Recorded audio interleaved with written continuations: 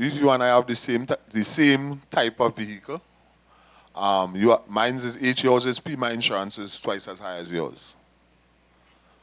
Right? Then I get into Port of Spain. All the taxi stands was taken out of inside Port of Spain and put on the outskirts of Port of Spain. So then what is left? You are going into Port of Spain, rain falling.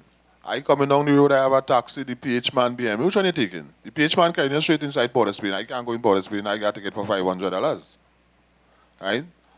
So these are some of the things that cause PH to flourish. It have no rules and regulation that governs them. Right? I come out the road in a slippers and a 3/4 pants, the police charge me for not being properly attired.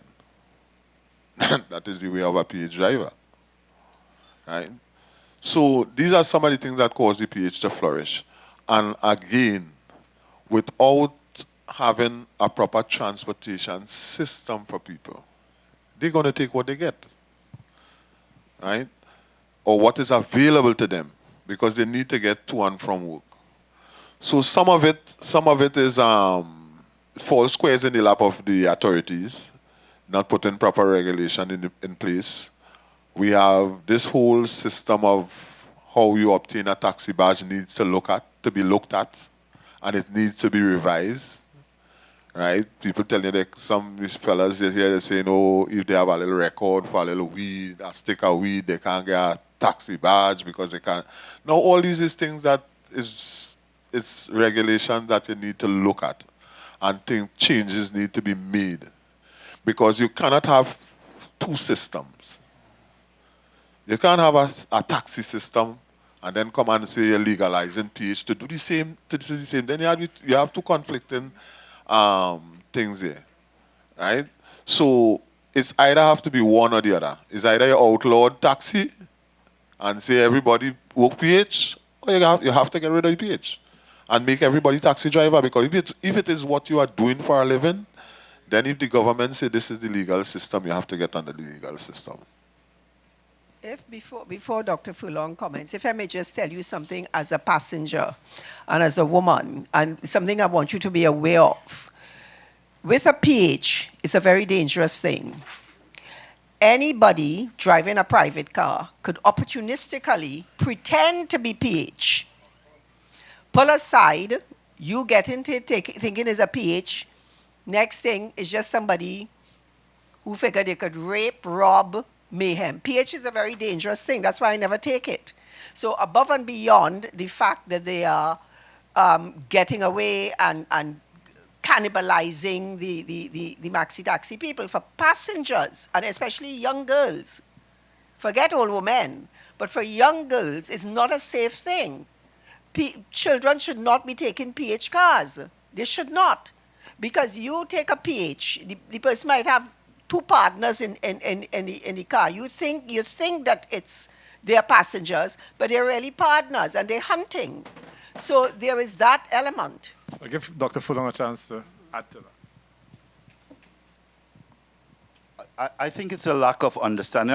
I'll start it off by an example, and I remember this because I just saw Miss Inglefield, president of Arrive Alive, walk in.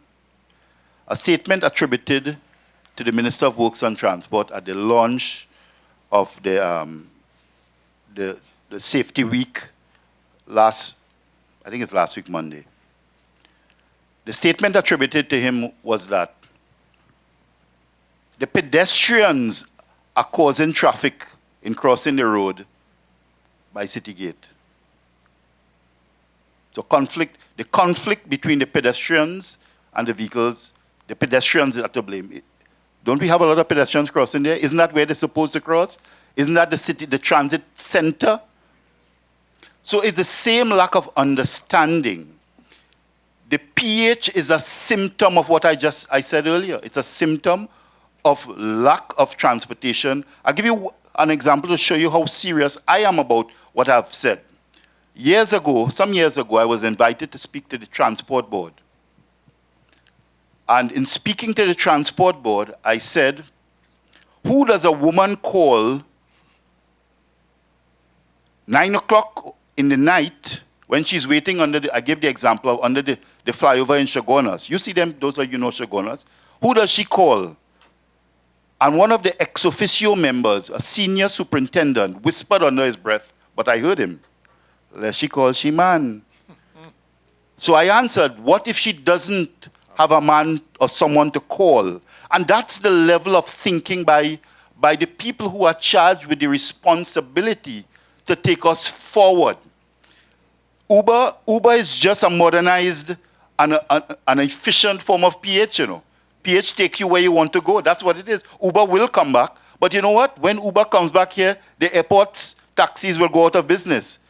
And some others.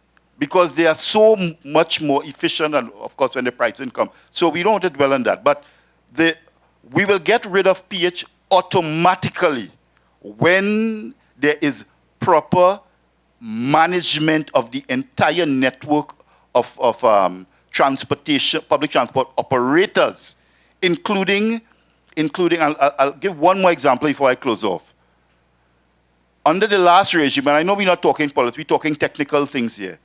On 2 occasions, I was instrumental in getting because the then deputy chairman of the Institute for Development of Public Transport Policy, ITDP, he's no longer there, that guy, but his wife is Trinidadian. I got them to come down twice on 2 occasions at no cost to anybody in Trinidad. The CEO came down as well. Why? To show the government how to introduce. Dr. Townsend was part of that team, Dr. Morris up in the corner there, how to bring bus rapid transit to Trinidad very easily, at no cost to the government. Twice. Nothing happened with that. They were not interested. When we are ready, the PH will disappear, but we have to be ready for it.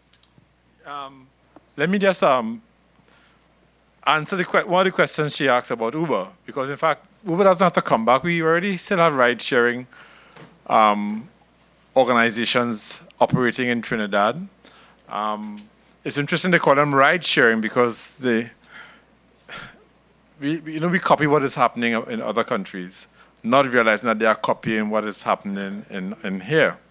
And when I go to international conferences and they talk about what is TNCs, Transportation Network Companies, and some of the issues that those TNCs are creating for the traditional taxis and for the transit operators, and some of the issues of safety and other things that are associated with them, it's interesting to see how they're trying to grapple. And I tell them we've been grappling for years, but we could learn from each other. Here's the issue. The TNCs are filling, or the PH are filling a particular kind of need. And if we recognize the need, then we can try to understand that in these days of economic constraints et al., that need is a key element in people making a decision about whether or not they buy a car. Because whether or not they buy a car does not just depend on whether or not you have a rapid line haul system, but it depends on that last mile and first mile. It also depends on the miles in between. A little later on, when one of the speakers talks about travel demand in Trinidad, we believe, based on our own limited experience, and we assume the whole country behaves the way we do. But the tour, I should call it, because a tour is a sequence of trips. The tour that you described, there are some components in that tour which are fundamental and which would affect whether or not you have decided that it's time for you to buy a car. Because you have that tour from home to where you're ultimately going broken up in many pieces. One was a short haul, then you may have had a walk or a wait, and then you may have had a long haul, and then you had a walk or wait, and then you may have had another short haul. In fact, even Linus talked about taking a quick long haul, and then for the short haul to get to the hospital, it's taking you 40 minutes or 50 minutes. So that when you are thinking about your whole trip, Are you guys going to think about the fact that I can get from Port of Spain to Remo quickly? Or are you going to think that I'm really going to that place and how am I going to get there ultimately? Now, what has been happening internationally is more and more progressive transit operators are recognizing that they can partner with private sector TNCs to provide a better quality door-to-door service that is seamless. Now, to get to that point of thinking, you have to have a radically different understanding about transportation, how you plan fit, and how you provide people with what they need. And even the concept of what do you subsidize has to change. And the concept of who you subsidize has to change because of the results you're looking for. So that I'm going to toss that out. I have Cecil. Sorry, TNCs are like Uber and Cab TNT. These companies that operate a platform. Sorry, the acronym is Transportation Network Companies. Sorry. TNCs, that's what they call transport network companies. And these are really the companies